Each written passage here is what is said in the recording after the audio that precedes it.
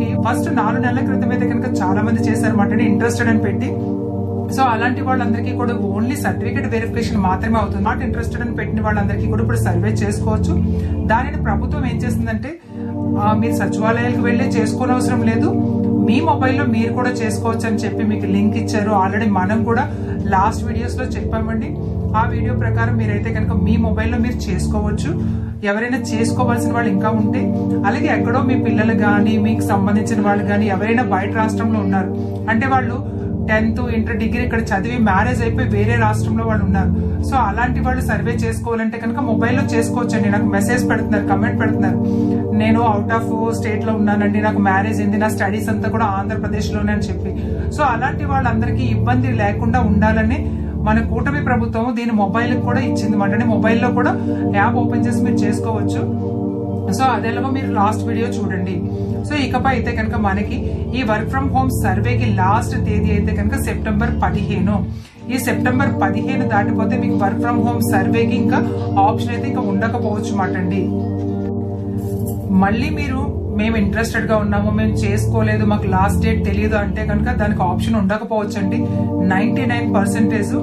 So అందుకే ఎవరైనా ఇంకా చేసుకోవాల్సిన వాళ్ళంటే చేసుకోండి. సెప్టెంబర్ 15వ తారీఖుతో మీకు ఇది వర్క్ ఫ్రం హోమ్ కి లాస్ట్ డేట్ అయితే కనుక అయిపోతుంది. సో మరి 4 నెలల క్రితం అయితే కనుక వర్క్ ఫ్రం హోమ్ చేయించుకున్నారు. ఇప్పుడు కౌన్సిలింగ్ సర్వే కింద పేరు మార్చి మళ్ళీ సర్వే చేస్తున్నారు. అలాగే కొత్తగా కూడా అప్లై చేసుకోమంటున్నారు. సో అలా కూడా చేసేసుకున్నారు ఈ కౌన్సిలింగ్ సర్వేలోని. చాలా మందికి ఏంటంటే సర్టిఫికేట్ వెరిఫికేషన్ అవ్వట్లేదు, ఏంటంటే మాకు సర్టిఫికేట్ వరకు రావట్లేదండి అని అడుగుతున్నారు. కానీ సర్టిఫికేట్ వరకు కూడా చాలా మందికి వస్తుందండి. అందరికీ కూడా మీరు కరెక్ట్ గా ముందు స్టెప్స్ చేస్తే అప్పుడు మీకు సర్టిఫికేట్ అన్నది మీకు అప్లోడ్ అన్నది అడుగుతుంది మాట అండి. అలాగే మీరు ఎక్కడ చేసినా సరే డిగ్రీ తీసుకుంటున్నారు మాట అండి. సో అదే మీరు డిగ్రీ ఎక్కడ చేశారు ఏంటి అని మీ ఆధార్ కార్డ్ కి రిజిస్టర్ మొబైల్ నెంబర్ కి ఓటీపీ అడుగుతుంది. అలాగే ఈమెయిల్ ఐడి కూడా కరెక్ట్ గా ఇవ్వండి. ఈమెయిల్ ఐడికి ఓటీపీ ఇవ్వలేదు కదా అని చెప్పి మీరు వదిలేకండి, ఈమెయిల్ ఐడి ఖచ్చితంగా ఇవ్వండి. ఇది జాబ్ కి సంబంధించింది కనుక నెక్స్ట్ నోటిఫికేషన్స్ ఏవైనా ఉంటే కనుక మీకు ఈమెయిల్ ఐడికి వచ్చే అవకాశాలు ఎక్కువ ఉంటాయి మాట అండి. సో ఈ జాబ్ అన్నది మీరు నార్మల్ గా 10th ఇంటర్ వాళ్ళు కాకుండా ఇప్పుడు డిగ్రీ వరకు కూడా మీకు తీసుకుంటారు. అంటే ఎందుకు అంటే కనుక ఇప్పుడు వచ్చే కంపెనీస్ లోని వర్క్ ఫ్రం హోమ్ కి సంబంధించి కూటమి ప్రభుత్వం అధికారంలోకి వచ్చిన దగ్గర నుంచి కూడా కొత్త ప్రాజెక్ట్స్ కి చాలా శ్రీకారం చుడుతున్నారు అన్నమాట అండి. సో ఇంకా ఫ్యూచర్ లో మనకి చాలా కొత్త ప్రాజెక్ట్స్ రాబోతున్నాయి అన్నమాట అండి. సో ఇప్పటి వరకు కూడా ఏ కంపెనీస్ లో అయితే వర్క్ ఫ్రం హోమ్ కి ఆప్షన్ ఉందో అలాంటి వాళ్ళందరికీ కూడా వాళ్ళ స్కిల్స్ ని బట్టి వాళ్ళ ఎడ్యుకేషన్ బట్టి వాళ్ళని డివైడ్ చేసి వాళ్ళకైతే కనుక నోటిఫికేషన్ పంపడం జరుగుతుంది మాట అండి. ఆ నోటిఫికేషన్ సంబంధించి మీరు అప్లై చేసుకోవాల్సి ఉంటుంది, లేకపోతే ఆన్లైన్ లో పంపించాల్సి ఉంటుంది. ఇదంతా కూడా సచివాలయం ద్వారానే జరుగుతుంది మాట అండి. ఎందుకంటే మన డేటా అంతా కూడా సచివాలయంకి మనం ఇచ్చాం కనుక సచివాలయం ద్వారానే ఇదంతా కూడా మనకి జరుగుతుంది మాట అండి. నెక్స్ట్ ప్రాసెస్ ఏంటన్నది. సో అందుకే మొబైల్ నంబర్ మెసేజెస్ అయితే కనుక ఖచ్చితంగా ఫాలో అవ్వండి. అలాగే నేను కూడా ఏ చిన్న అప్డేట్ వచ్చినా సరే నేను వీడియో రూపంలో మీకు తెలియజేస్తాను అనమాట అండి.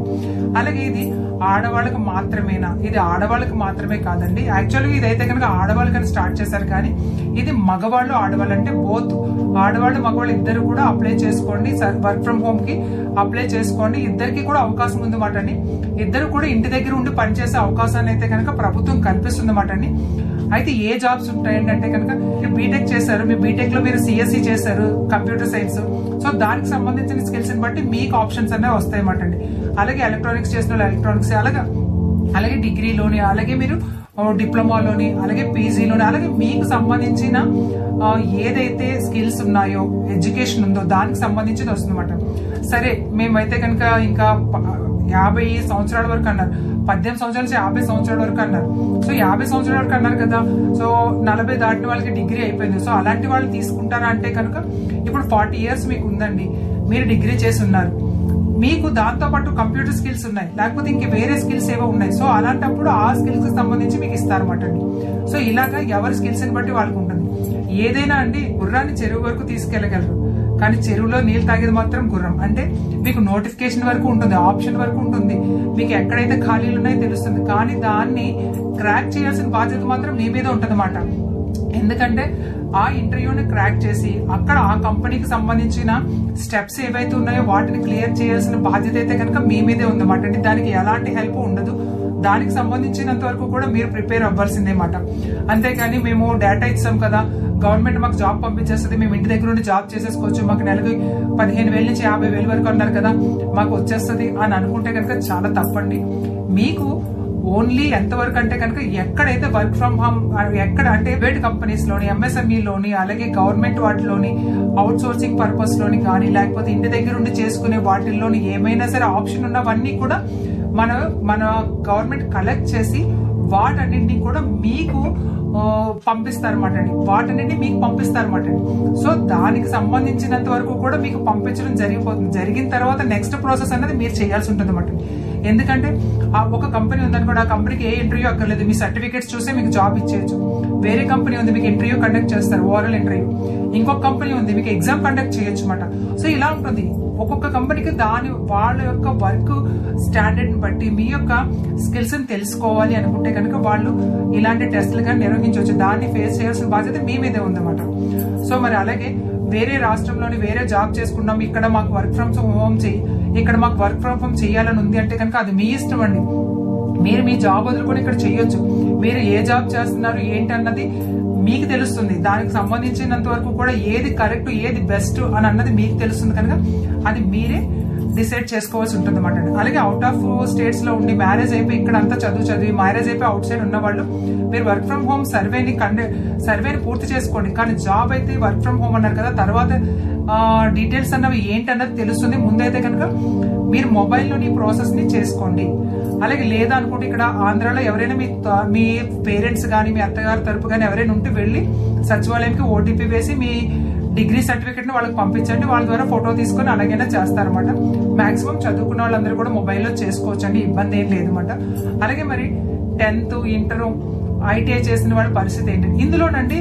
డిగ్రీ వరకు అంటారు కదా, ITI వాళ్ళకి కూడా ఇందులో చాలా ఆప్షన్ ఉందండి. డిగ్రీ 10th వాళ్ళకి కన్నా ITI డిప్లొమా వాళ్ళకి ఎక్కువ ఆప్షన్ ఉందని నాకు అనిపిస్తుంది. ఎందుకంటే ITI చేసిన వాళ్ళకి డిప్లొమా చేసిన వాళ్ళకి ఆప్షన్స్ లేవా అంటే కనుక వాళ్ళకి కూడా టెక్నికల్ కి సంబంధించి ఆప్షన్ అయితే ఉందన్నమాట అండి. సో మరి ఇలాగ మీరు work from home survey September 15వ తారీఖు లాస్ట్ డేట్, ముందు అది కంప్లీట్ చేసుకోండి. దాని తర్వాత మనకి నెక్స్ట్ ప్రాసెస్ అనేది ముందుకు వెళ్తుంది అన్నమాట. అలాగే చాలా మంది అంటున్నారు అనమాట, మేము వర్క్ ఫ్రమ్ హోమ్ ఇంట్లోనే చేస్తాం కదా, సో మరి ఇంట్లో మాకు ఏ రకమైన అవకాశాలు ఉండాలి ఏంటని దానికి సంబంధించిన ఇదివరకు వీడియోలో కూడా చెప్పాను అనమాట అండి. మీ దగ్గర ఉంటే ల్యాప్టాప్, లేకపోతే వేరేగా రూమ్ ఉంటే వేరేగా రూము, అలాగే మీ దగ్గర ఇంటర్నెట్ కనెక్షన్ ఉంటే ఇంటర్నెట్ కనెక్షన్ యూజ్ చేసుకుంటామంటే కనుక దానికి సంబంధించిన పేమెంట్ మీకు గవర్నమెంట్ చేస్తుంది అన్నమాట అండి.